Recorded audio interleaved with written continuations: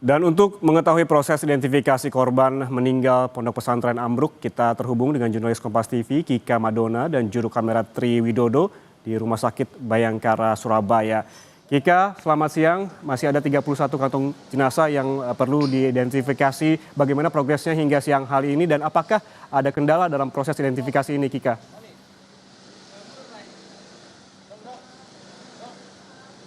Ya, jadi untuk proses identifikasi hingga siang hari ini juga masih terus berlangsung, di mana fokus utamanya adalah untuk mengidentifikasi 31 kantong jenazah yang ada di Rumah Sakit Bayangkara Polda Jawa Timur. Artinya setelah ada 31 kantong jenazah yang saat ini sedang dilakukan proses identifikasi, sudah ada 34 jenazah yang juga kemudian sudah teridentifikasi dan juga telah dijemput oleh anggota keluarga.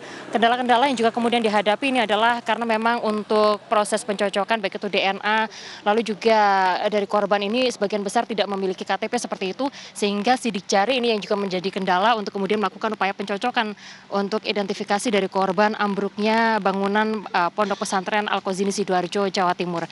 Meski demikian saat ini dari pihak tim DVI Polda Jawa Timur ini juga kemudian sudah memberikan 14 sampel DNA yang juga kemudian sudah diserahkan ke Jakarta, yang harapannya untuk proses identifikasi ini akan berlangsung kurang lebih 2 sampai dengan 3 hari ke depan. Demikian, Yan.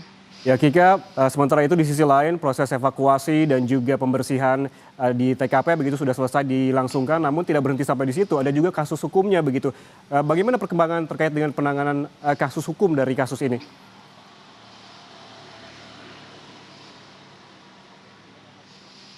Iya, hal ini juga telah kami konfirmasi dengan Kabid Humas Polda Jawa Timur Kombes Pol Jules yang menyatakan bahwa nantinya untuk proses penyelidikan terhadap peristiwa ini yaitu ambruknya bangunan Pondok Pesantren Al-Qazini Sidoarjo, Jawa Timur ini akan dilakukan setelah proses identifikasi dari seluruh korban sudah dilakukan dan juga proses pembersihan di lokasi TKP atau tempat kejadian perkara di Pondok Pesantren Al-Qazini Sidoarjo, Jawa Timur sudah rampung dan juga bersih sepenuhnya.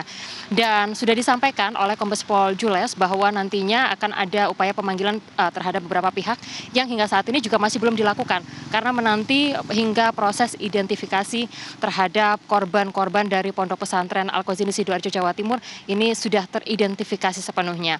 Namun terkait dengan bagaimana penanganan hukum terkait dengan kasus ini, kami juga sempat berbincang dengan sejumlah anggota keluarga, wali santri dalam hal ini yang menyatakan ada beberapa yang menyatakan bahwa mereka ikhlas yang mana peristiwa ini merupakan bagian dari bencana yang juga merupakan takdir dari Tuhan.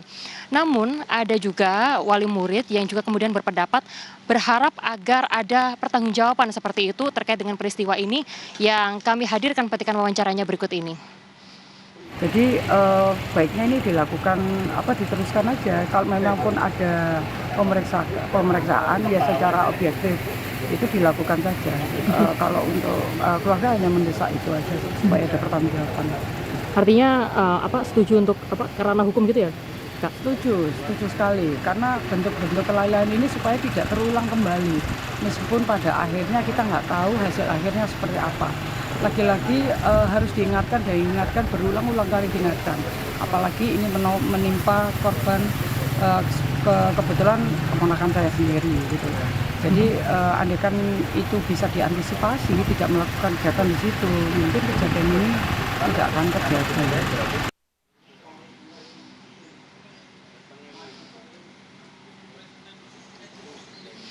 Penanganan kasus hukum ini membuat akhirnya pendapat dari wali murid, wali santri ini kemudian terbelah. Sebagian meminta agar kemudian tidak melanjutkan peristiwa ini atau kasus ini karena hukum. Namun ada juga yang meminta agar kasus ini juga kemudian masuk karena hukum dan juga memintai pertanggungjawaban baik itu kepada pihak pondok pesantren maupun dari pihak yayasan. Karena harapannya agar peristiwa serupa tidak lagi terulang atau tidak lagi terjadi di kemudian hari. Sehingga hal ini juga kemudian disampaikan oleh para wali murid dan juga wali santri yang hingga saat ini juga masih menanti proses identifikasi yang sedang berjalan, salah satunya adalah di Rumah Sakit Bayangkara Polda Jawa Timur. Demikian Yan Rahman. Proses identifikasi masih berlangsung hingga saat ini dan kemungkinan proses hukum juga akan menyusul setelah proses identifikasi selesai dilakukan. Terima kasih jurnalis Kompas TV Kika Madona atas laporan langsungnya dari Rumah Sakit Bayangkara Surabaya. Selamat bertugas kembali.